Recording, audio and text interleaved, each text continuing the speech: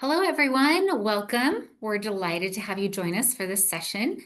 Our presenter is Samantha Sago. She is the inclusion specialist here at Utah State Board of Education. And you'll notice this format is a little different if you've been doing webinars up until now. We switched to a meeting format so that we can be a little more interactive. So be prepared to chat because Sam also has prizes. And Sam, I will turn it over to you. Wonderful. Well, I will. Oh, whoops. Hang on. Just a moment. I started sharing before I shared.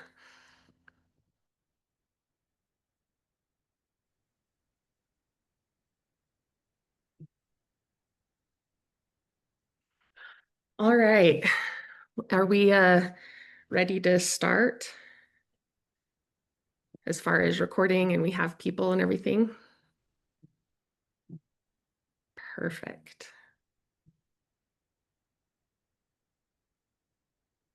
Okay, can everybody see my screen okay? Nice and big. Wonderful.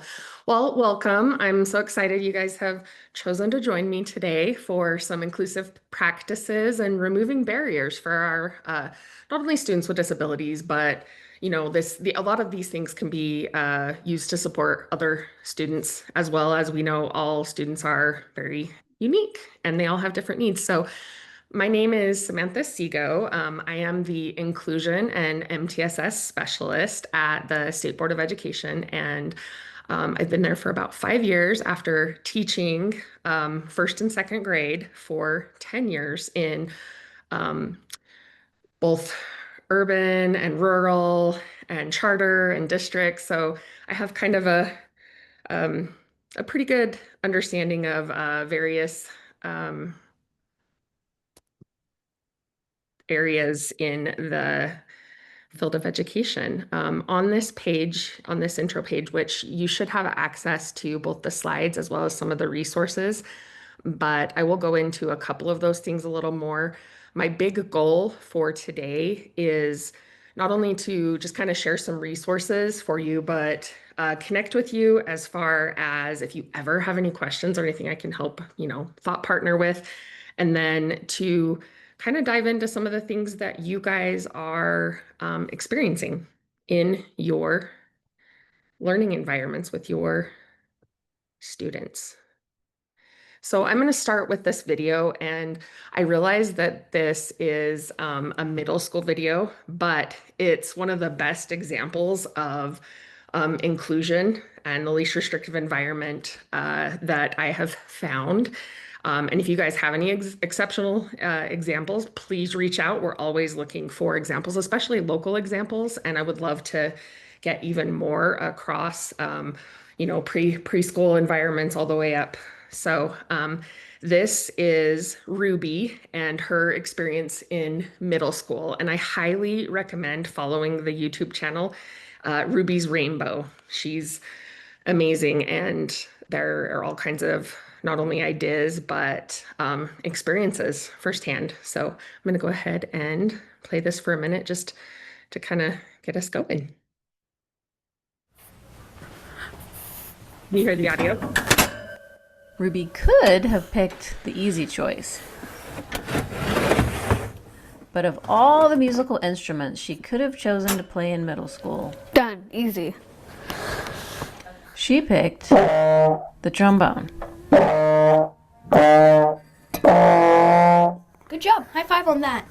Yeah. Luckily, just before school starts, Ruby has a band buddy to meet. Lower the jaw for B flat. This is a really low note, but I think you got it. My band buddy come together. We talk about B flats and all the notes. Is it hard to play the trombone? It's hard. How do you do it? I do like.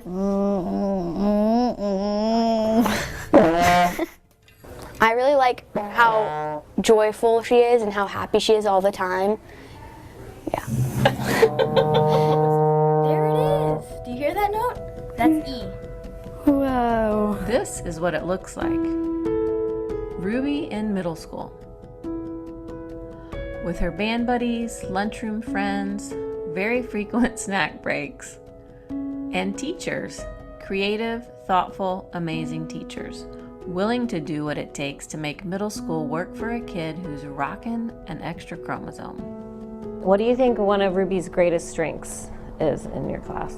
Her resilience in learning, the fact that she works as hard as she does to stay on pace with the other kids is just a testament to I think, her.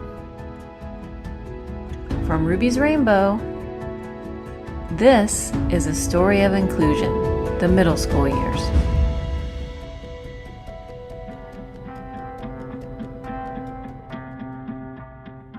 I remember Ruby's first day at small middle school. Watching her in the crosswalk as she headed inside. I was worried. Will she be able to find all of her classrooms and get there on time? Will she be able to keep up with all the work? Will she find new friends? I remember talking to Ella and saying, hey Ella, I really love if you look out for Ruby and make sure she's included and make sure people aren't teasing her. And she looked at me and said, Dad, that's not what middle school's like anymore. It's turned out, in our case, to be very true. Teachers love her and she has tons of friends. So far, one of Ruby's biggest challenges has been in band, learning to play by reading sheet music. Hello students, this is a tutorial on... To help her practice at home, Ruby's band teacher adapted his curriculum using play-along videos like this one. 2, ready?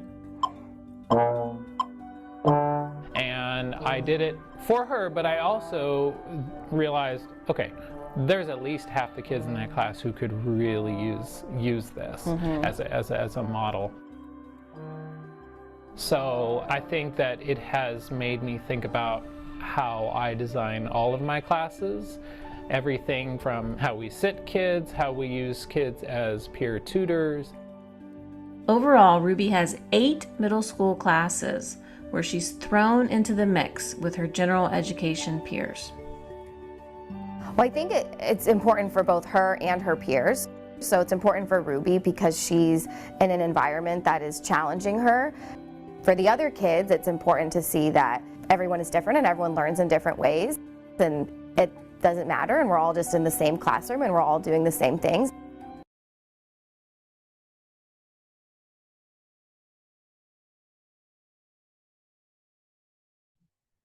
Awesome. I hope you guys enjoyed that. I always kind of like to start off with that because I will get teary-eyed every single time because it's just such a true experience. And if you, in kind of keeping with, even though this is middle school and you're teaching very different content, I think that the importance of if you consider like bridging the gap and collaboration and making connections and the family, that this kind of shows you how the parents, the teachers connect. It also kind of throws in the UDL aspect, that universal design for learning, and how while initially it was to support Ruby and being able to access that general education curriculum, ultimately it became something that was very supportive and helpful for other students. As we move along, I want you guys to feel free to raise your hand, come off mute, interrupt, because I want this to be very engaging. And like I said, I do have some prizes that I will get to a little bit later and I will send you. So I'm not going to spend a whole lot of time on some of the specifics, but I did include them in the slides because I want you to be able to access things later for your reference. So we'll kind of move through some of these kind of more structured pieces and resources a little bit quickly because I want to spend the bulk of our time engaging in inclusive practices and brainstorming support. So was it 2022 now or 2023? Anyway, in our special education rules, inclusion is the acceptance of students with disabilities and ensuring each student is valued and is a visible member of the school community. So you'll notice, I'm not going to read through the whole thing, but you'll notice the bolded points. Meaningful participation. You've got access to peers. I think high expectations should be bolded also, but grade and age appropriate is very important, which as you saw, Ruby maybe on some things was able to perform at the same level as her peers, but then there are other things that she's unable to, but with that scaffolding and support, those inclusive practices, she's still able to engage alongside her peers as well as access that general education and age appropriate curriculum. And then obviously least restrictive environment, and their IEP is always very important. And I realize in your programs, you have a variety of students and you may or may not have those with IEPs. So hopefully this will help you when and if you do have students with IEPs, as well as just helping your students in general with these practices. So that was passed. We have created a resource that is called the Portrait of Meaningful Inclusion for Students with Disabilities, shortened to PAMI. You can access that through a hyperlink in the PDF of the slides, or you can type in bit.ly/PAMI, POMI, or you can use that QR code. But I'm going to go through just a couple of key points. And this implementation guide goes into further depth, which obviously your program may be different than, what would be typical in like an elementary school setting, middle school or high school setting. But there are a lot of things that really is that translates well across through all those environments.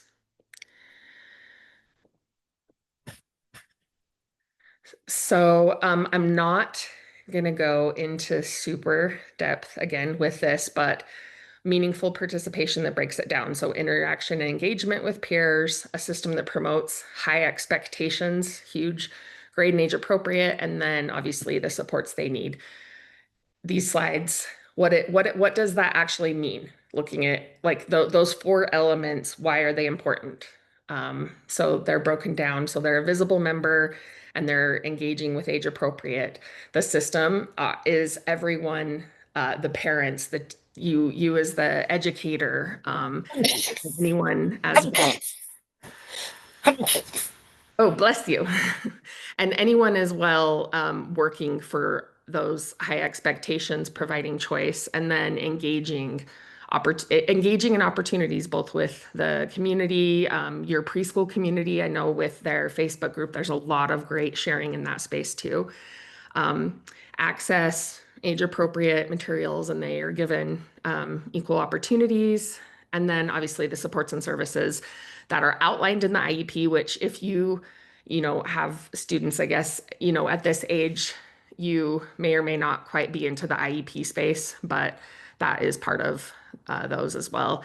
There is a PAMI measurement tool that's available, and that's the group one's more for like a school or charter or in a district. So that one you wouldn't consider maybe, but the measurement tool, you could use the individual one to kind of rate yourself and assess yourself and be able to make goals. So I want to talk about why should inclusive practices be put into place. Inclusive practices aim to minimize or remove barriers to learning and support the social, academic, and physical success of all learners while ensuring that teaching standards are not compromised. So that's the goal of inclusive practices. And my goal with you guys is to really focus on that, removing the barriers aspect. So I'm going to go to a little cartoon image, and I would like you guys to engage, and whether you just come off mute. Katrina, how many people do we have in our session? Maybe raising hands would be better. Oh, it looks like there's 48. So yes, let's raise hands. But I want you to see if you can pick out any inclusive practices in this image. Things that you think may be supporting that learner based on their individual needs.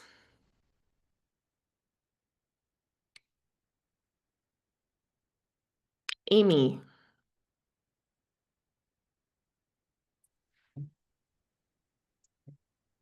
There we go. Perfect, thank you. What do you see in this image that could maybe be considered some inclusive practices? The noise canceling headphones, but also the seats that the kids are sitting on.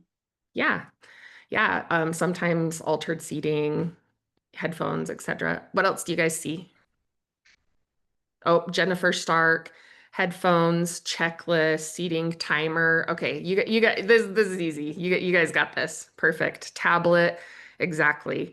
Even the coloring. Like if you consider me, I um, have different things that I do to ensure my success, and one of the things I do is I color code things. So that's great. And those are just a couple. And obviously, any that I missed, I mean, if you consider like the rug could be a boundary, the easel could be to just help visually either, bring it closer or instead of just laying it flat on the table. The cubes could be something like tactile, a brain break. Yeah. So many things. Yes, multiple options of what you could do with your hands, ball. Yeah. Really, that's kind of what I want you to get into the mind frame of. And if you were here in person, we would take some time to do some things hands-on, but I'm going to do some of those with you, but we'll just figure it out virtually together. So, as you know, the importance of the culture you set in your classroom is one of the biggest things you can do. So I want to just touch on a couple of huge things that you are probably doing anyway, but maybe you could be doing a little bit more, or maybe doing it with intent. So as you're starting the school year out, especially building a sense of belonging in the classroom. When I was teaching, I always spent time to, talk to the students about how it's not like, comparing, what their family is like, or, what their family looks like, but we're kind of like a classroom family, and it's a different type of family, but we still, support one another, and we still care about one another, and we talk about the differences with that. But I think that them being able to draw on their prior knowledge of what a family is, and then saying, okay, this is a type of family. Do we hug and kiss like our family, or and then we talked about the things that are the same and things that are different. And it really helped not only with buy-in in the classroom and them feeling welcome and safe and like they belong, but it also helped them take ownership and care and buy in each other and each other's success. So I think I can't overstate the importance of taking time to do those things. I know there's, a lot of things to get into, but as you guys know, as preschool early learning educators, it is so important to build the social aspect and how to be. So the other thing is truly believe in your students' success, and don't just assume that they can or cannot do something. I have a quick little example because that's kind of how I remember things and communicate. But when I first started teaching, I was in a situation where I had moved into replace one of my first grade teachers, which was amazing because all the people who had taught me for my entire education were now the principal and a superintendent, and so it was a very positive, wonderful environment for me to grow professionally in. But the two teachers that I joined in that first grade position were at very different places in their career. And it was something that I had just come, straight from my schooling, and I wasn't sure about like what should a first grader be able to accomplish, right? Do they write letters? Do they write sentences, words? Like how much should I be doing? And I decided to, okay, well, we're going to write a sentence. Okay. Everybody wrote. Everyone's going to write a sentence, and it's going to be about, I can't remember the topic, but what I do remember is that I put in the time and effort and I just considered, okay, this student's having trouble with this. Okay, well, we could use this, sentence starter, or I could use these word cards. Like, how are you wanting to communicate? What is the barrier keeping that child from writing, right? Even if they maybe couldn't write well yet, I, could do like dotted lines for them to trace. So they're still actively doing it. What is that barrier and how do I get around it? Okay.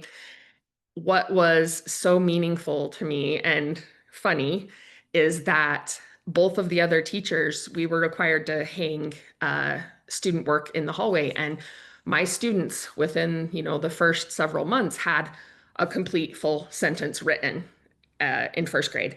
And the other teachers had a whole sentence with just a line, and then they had to just write one word, and it was like a color or something that they had a word bank for. And they were like, what are you trying to do? Make us look bad? Make this harder on us? Like, they were, I mean, obviously they were teasing, but because I didn't come in and ask them, what should these kids be able to do? I came in assuming they could do what I was going to have them do. And because of that, every single student, no matter the disability, the reading level, the writing level, every single kid was able to write a sentence and be successful because of just removing a barrier. So, and then we want to support realistic goals that are challenging yet achievable. And then positivity, just recognize, acknowledge, and really celebrate any accomplishments. And then building confidence is huge. Everybody can be an expert in something, and you really should promote expertise in your students. Maybe someone loves dinosaurs and knows dinosaur facts, and maybe someone else is really good at numbers, and maybe someone else, and then they're able to kind of leverage those strengths to come together in that space where they're supporting one another and have buy-in in each other. So other things are considering their strengths, preferences, interests, and needs as you are, trying to overcome barriers. I know that you probably, if you have a student that's struggling with wanting to engage in some, pretend play, for example, or other activities. And Katrina, feel free to come off mute if you have an example as well. But maybe they don't want to play teacher. Maybe they're more interested in, construction or cooking, or and you're engaging and looking at different jobs or something. Considering how you can leverage strength, preferences, interests, and needs for those kiddos. One of the biggest things I would say too is modeling confidence in front of your students, because they, as you know, are little sponges. And that's something that I really struggled with. I struggled with confidence, but I noticed that when I demonstrated that confidence in front of my students, they started demonstrating that in themselves. So there was oftentimes something would come up and I would say, wow, I did a really good job on that. That made me feel good.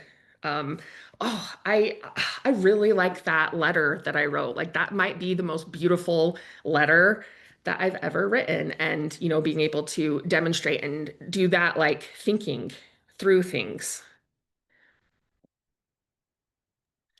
And then I don't know how to do it yet, whether that's you and showing them that, hey, we all learn and we can learn together, or them and bringing up examples of when they were able to do something and say, do you remember when you thought you couldn't do this and we worked on it and then you were able to? Yeah, it's just yet. And then also, did I mention high expectations? I cannot say that enough, is just having high expectations and knowing that with you, these kids can do anything you want. Okay, so here is another quick resource. I've created an inclusive practices Padlet that you can access through this tiny URL. And within it, a lot of the resources are geared more towards district type environments, just because that first year of inclusive practices roundtables was, I was an elementary inclusion specialist initially.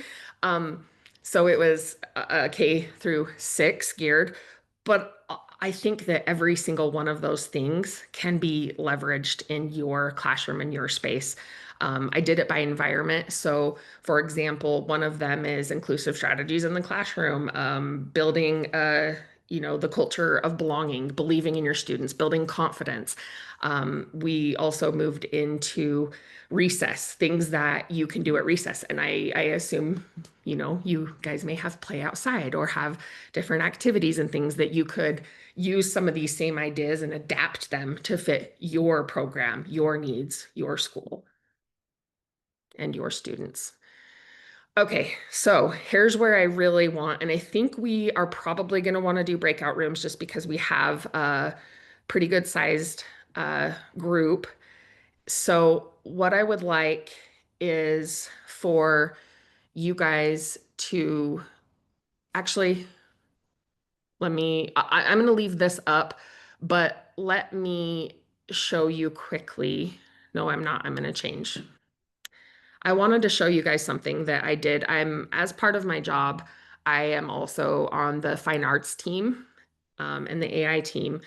But one thing that I really want to stress is inclusive practices and that shifting of your mindset. It's removing a barrier. It's as simple as that. What is keeping your student from reaching this goal?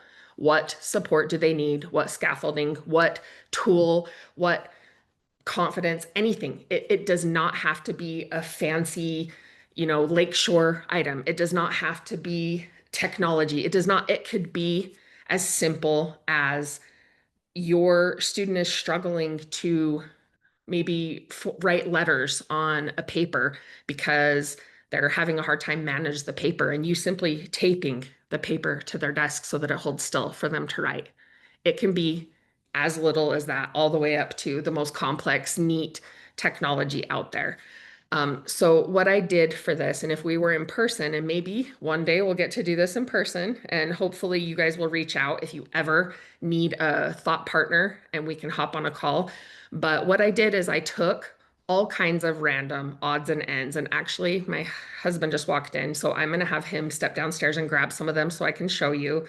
Will you go grab that box of just all the random materials and bring it to me? Thank you so much. He came home from work early, that's great.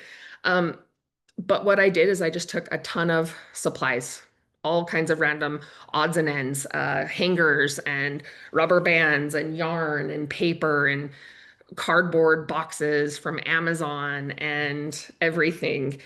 And I gave these, so as part of the BTS arts program, which is something that is the elementary schools can use, I worked with the endowed chairs at each university to kind of give them an overview and then things that they can then share down with their coaches. But I gave them a scenario, which I'm more than happy. I didn't add the scenario because I felt like it was a little more in depth than maybe you guys would want to go. But I gave him a scenario and instruments, and we did music and art, and I gave him a whole bunch of choose this lesson plan.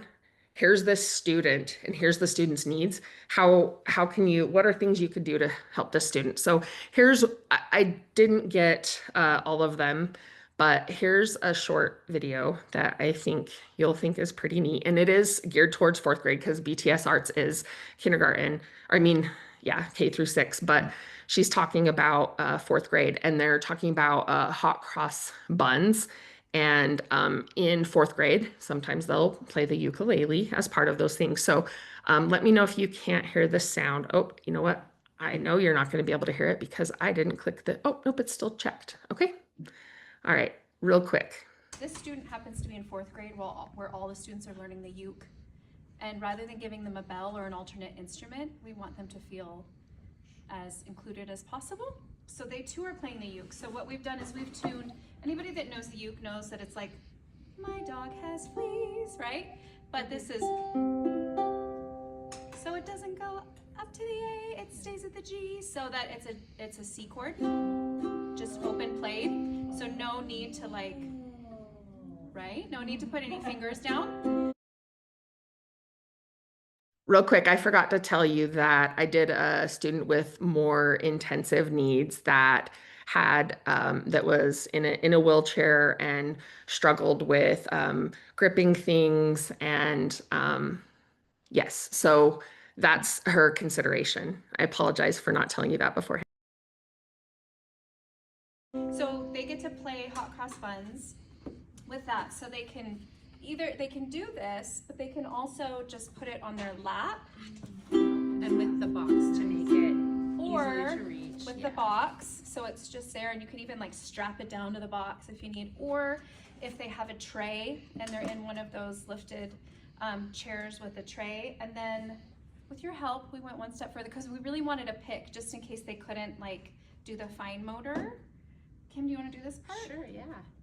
So we kind of adapted these little finger grippy things and just made it so that we could easily slide the binder clip in, and it makes a really soft but like still impactful pick that they can, okay, takes a little bit of practice, but they can just, hands can just be moved right across it, and it's not going to damage the instrument, but it can still get a decent amount of sound. You can use the little finger grippy too, but it's quiet, and no fourth grader wants to be the quiet ukulele player. So that, you know, those are options. And then also one of the sensory needs was visual stimulation. So we adapted the music and used the highlighters to really make bright stroke marks for the student so that they can follow along with something that is a little bit more visually enriching.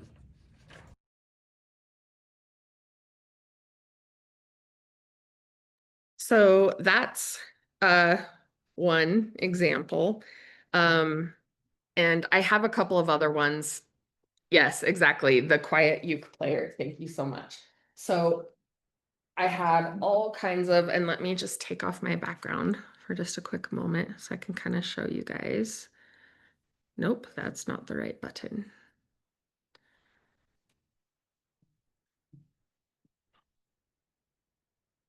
Okay, so anything, pipe cleaners, we had foam pads, glue, string, gloves. You could make something that, you know, attaches to the glove, sticks, just things that you can find anywhere around your house or in your classroom. And literally, what's the barrier? So one other thing I wanted to show you is, here we are.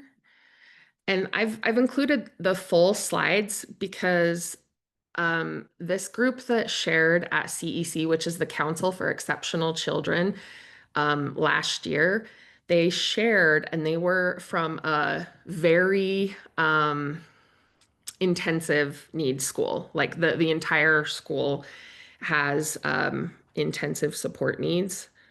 So this, and they said share it wide, and they are just the best, and you could reach out to them. They are incredible. But what I wanted to show you, oh dear, I don't want to make you dizzy. Maybe I will stop sharing for just a quick moment and find it. So it's called the Henry Viscardi School, and they all have intensive needs. A lot of them are physical needs. So let me, okay, can you see the screen okay now? Awesome, okay.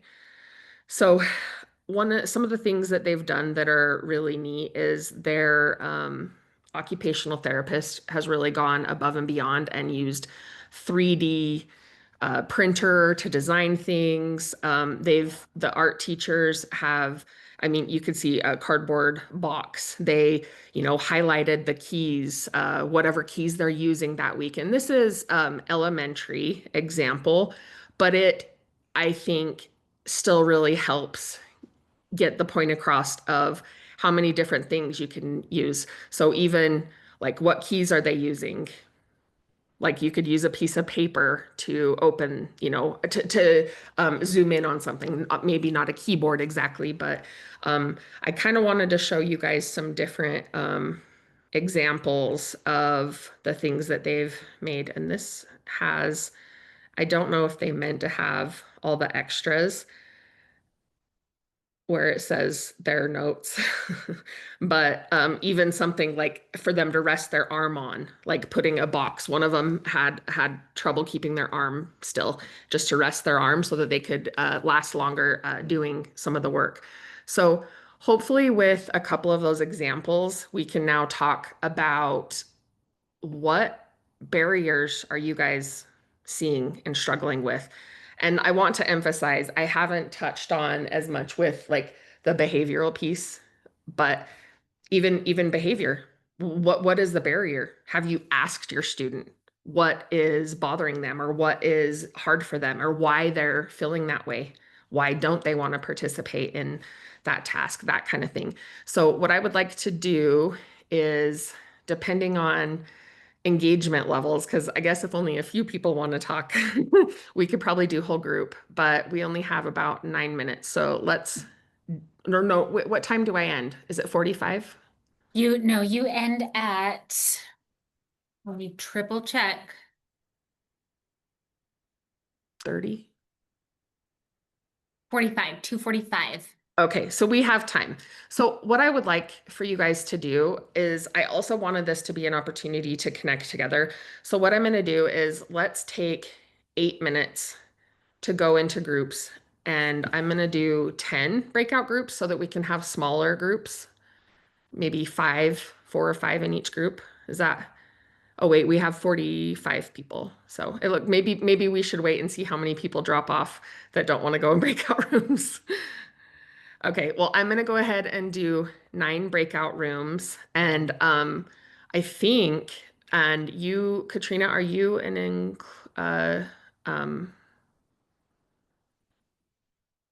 a co-host?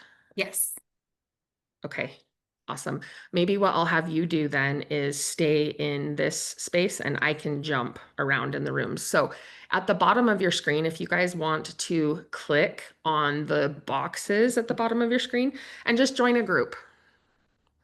And I want you to just share some things that you have. What are some barriers this year? What are some things that you've had a hard time with? What are some things that haven't been as easy or smooth for you?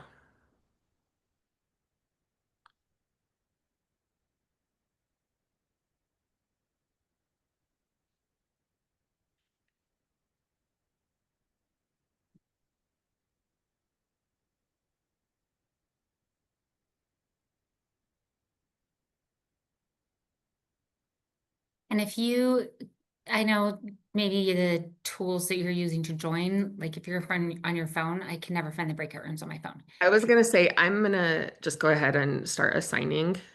Sounds good. Also, if you want to be assigned, just write me in the chat and we can just assign you.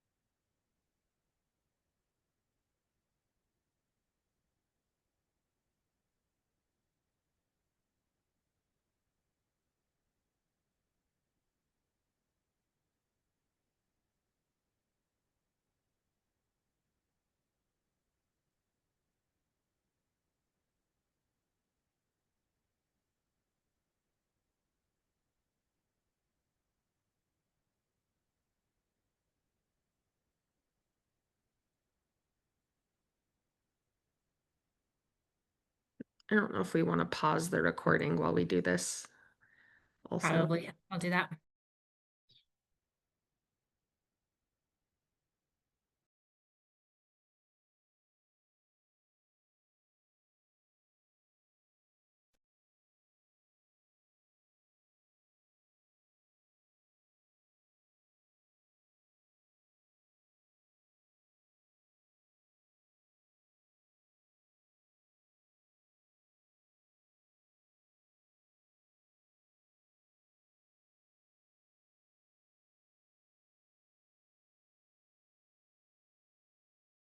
While we are waiting for everyone to get back, one of the things that I notice inclusion-wise in preschool a lot is language.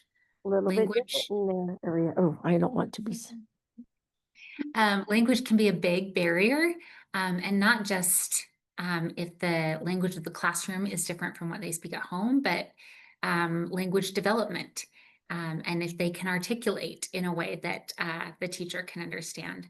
So one of my favorite inclusive tools to use is printed cards about this big that I can hole punch on the corner and I attach to like a lanyard, so that if a child is having a hard time communicating to me, I can like flip through and be like, do you need toilet, bathroom? Flip, do you need water? Flip, do you need food?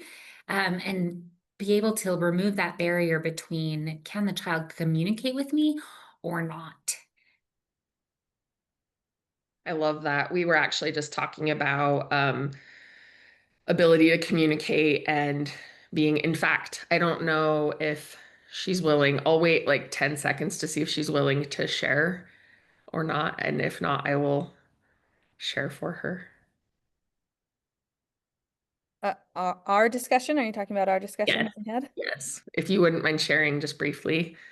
Oh yeah, well, I was just speaking about when we have students on the spectrum and how they seem like they're kind of in their own world, in their own mind, and they're at the age where maybe we're dealing with focus, maybe we're dealing with communication, and maybe it's a combination of everything. And just how do we join them in their world and get them to recognize that we have our world here that would also be interesting. Yeah, just getting to know them better so that we can address those needs. And then what we got into and as a group, which is kind of what I also really want you guys to take away from today, is using that preschool group. Obviously not sharing personally identifiable information, but using that preschool group and giving enough information. Like you guys really are a wealth of knowledge, your experiences, your like everything. And while I try to gather that and share it, you guys connecting with each other is one of the most powerful things you can do. We also spoke about connecting with the parents. Like, do the parents, know what their child is thinking?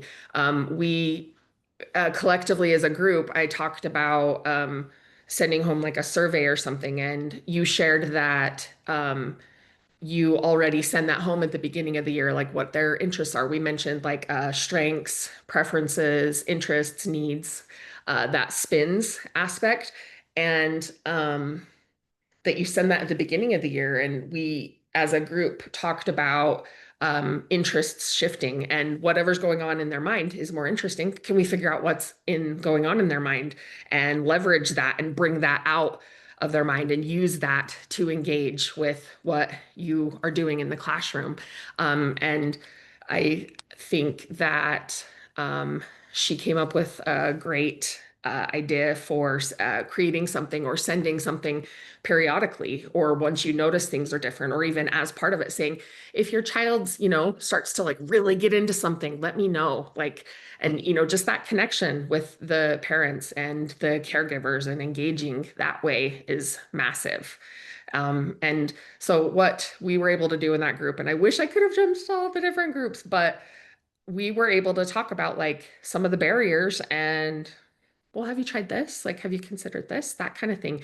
And not only do I want to encourage you guys to leverage, the preschool team, the Facebook chat group, any sort of other professional, learning community, or even from today, like the opportunity to connect with each other through, the lobby or any breakout rooms or anything, and start to build your own little community. Because I realize at your programs, if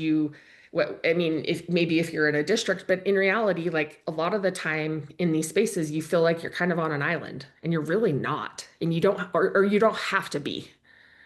So I really want to strongly recommend that. And then in addition to that, I want you to reach out to me. reach out to the preschool team. Like I can hop on, if you were just like, I am out of ideas.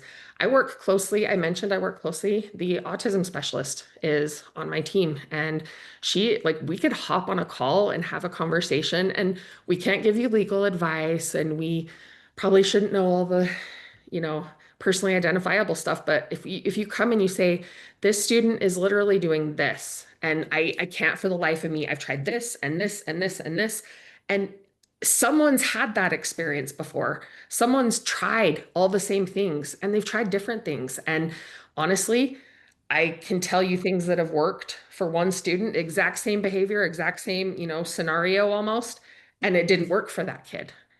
And it really is about trial and error. And again, I'm gonna say it 1,000 times, removing the barriers. And those of you that, so I'll just show you this super cool. I have to take off my camera again. I should have, let's see, adjust background and While you effect. do that, the link to join our Facebook group is in the chat. Ooh, perfect.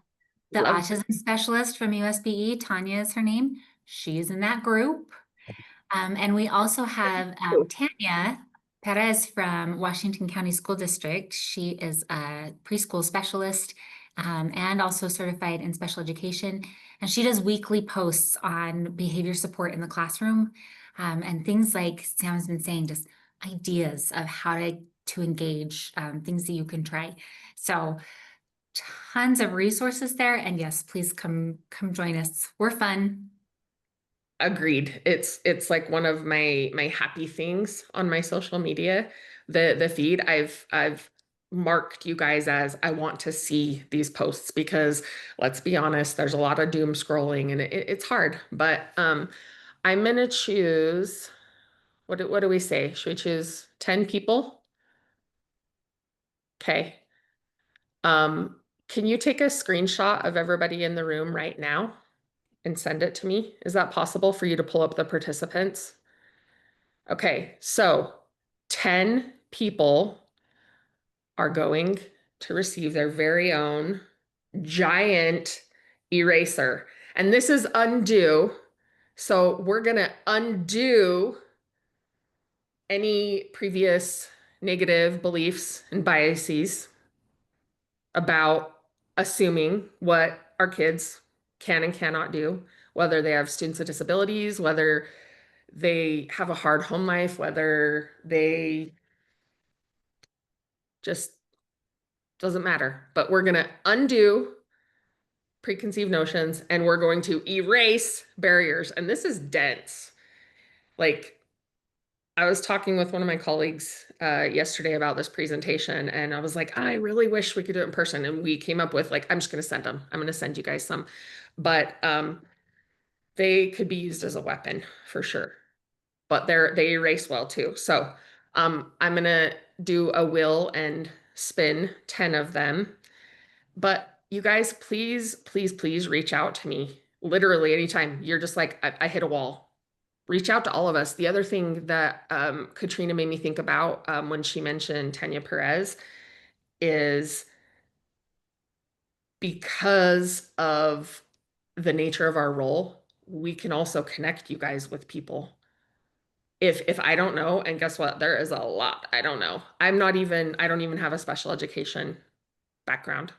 I'm general education teacher in the special education space, which I think has its benefits, but that's why I have Tanya to reach out to, or why Katrina recommended Tanya Perez, or like we can figure this out together, and bridging the gap, connecting the communities. Like, I could not love the theme of this conference more, because I think that's what it is. And my ultimate goal in this role is bridging the gap between general and special education, because what I've learned in this space as a general education background and coming into the special education world is I did not feel prepared. I did not have the understanding that I wish I did. But the big takeaway is that also when I was a teacher versus now, is there is so much out there, so many people willing to help, so many resources, so many everything. And I was guilty of being on an island way too often. So don't be on an island, reach out, connect, bridge the gap for your students, and let's do this. Let's make a change. Let's make a difference for these kids' lives. Yes, Amy, we can do hard things and our kids can do hard things too. 1,000,000,000,000,000,000,000%. High expectations. Be the one that forces them to write a whole sentence, even though that maybe wasn't totally appropriate that early in the year. But with the support, they can do it. I think it was appropriate because I did it. And then guess what? My teaching changed forever that first year. I never backslid. I never went back down to, I was just like, we don't need that. We can do it. We can go right for it. Be your kid's cheerleader. They need us 100%.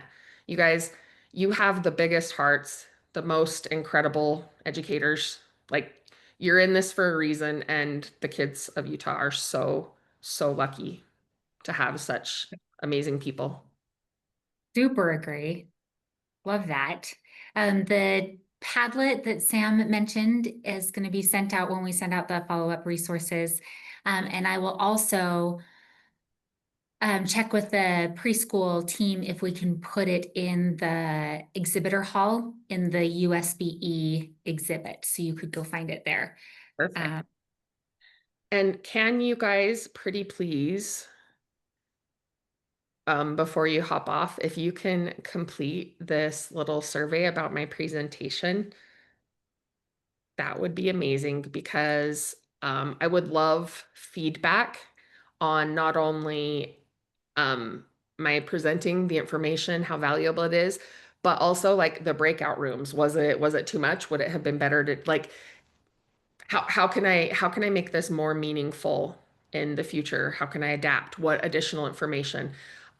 Because, and I'll leave this on the screen, but I do want to mention on the Padlet that there are past sessions from my inclusive practices roundtables that I used to do.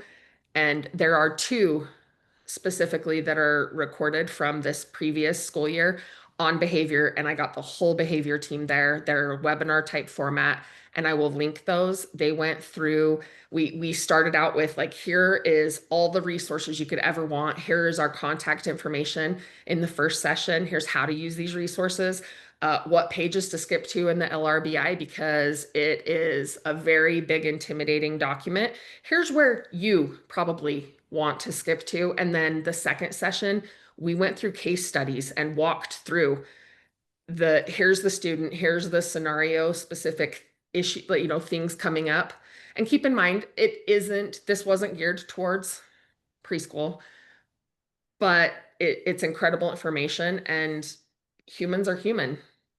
So, I mean, some of these things I'm like, oh, I could use that with my husband, Why do you think he carried this heavy box up for me so I could show you a couple of random things? So okay, I just gotta say like out loud, totally feel free to pop out when you want to. Your next session starts at 3. So you're welcome to stay here and hang out. And I'm here to answer questions, engage, whatever.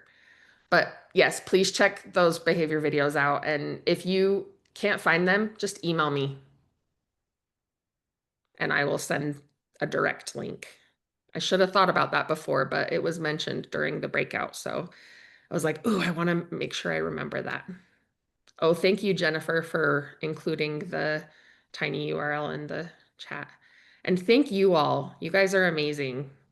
I wish I could do this every day and just engage with you guys and connect with you. I know this is like the good part of our job where we get to Oh, be inspired. And you guys do. You are the biggest inspiration.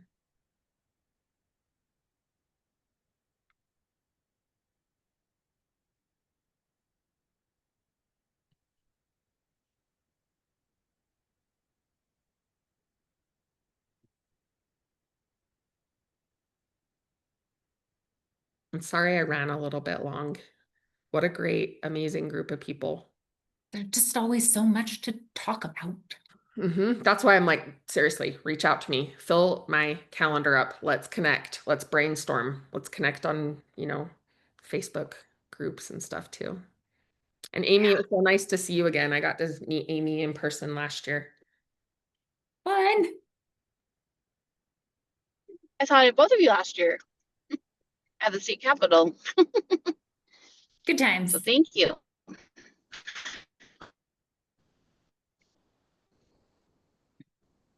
Okay, I'm gonna hit end meeting. Okay, So sounds great. long, everyone.